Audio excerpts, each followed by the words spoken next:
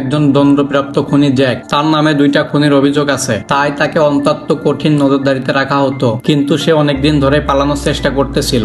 Jack যখনই ওষুধ খেত সে সুযোগ পেলেই তা ফেলে দিত। এরপর নিজের কাছে লুকিয়ে রাখা কিছু অ্যান্টিবায়োটিক গিলে ফেলতো, কারণ এই অ্যান্টিবায়োটিক গুলো তার পালানোর সময় কাজে লাগবে। সে আরো একটি ছোট কাঁচের বোতল চুরি করে আনে। তারপর সেই বোতলটি মাছ ধরা সুতা দিয়ে দাঁতের পিছনে বেঁধে রাখে। তারপর বোতলটি গিলে ফেলে দাঁতে পরে বের করে ব্যবহার করতে পারে। এমনকি জ্যাক তার নিজের বুড়ো আঙ্গুলটা নিজে ইচ্ছা করে ভেঙে ফেলে, কারণ এতে বেল্ট বা দড়ি থেকে বেরিয়ে আসা সহজ হবে। ব্যথার বেদনা অসহ্য হলেও সে কোনো শব্দ করেনি, কারণ এটি ছিল তার একমাত্র সুযোগ। জ্যাকের জীবনে বড় একটি মোড় আসে যখন পুলিশ ক্যাপ্টেন জন জানতে পারে পুলিশ ক্যাপ্টেন জনের ছেলে ক্যান্সারে আক্রান্ত ছিল, আর এই ক্যান্সার রোগের অ্যান্টিডোজ ছিল জ্যাকের রক্তে। তাই ক্যাপ্টেন জন বাধ্য হয়ে জ্যাককে অনুরোধ করে, তুমি কি আমার ছেলেকে বাঁচাতে অ্যান্টিডোজ দিবে?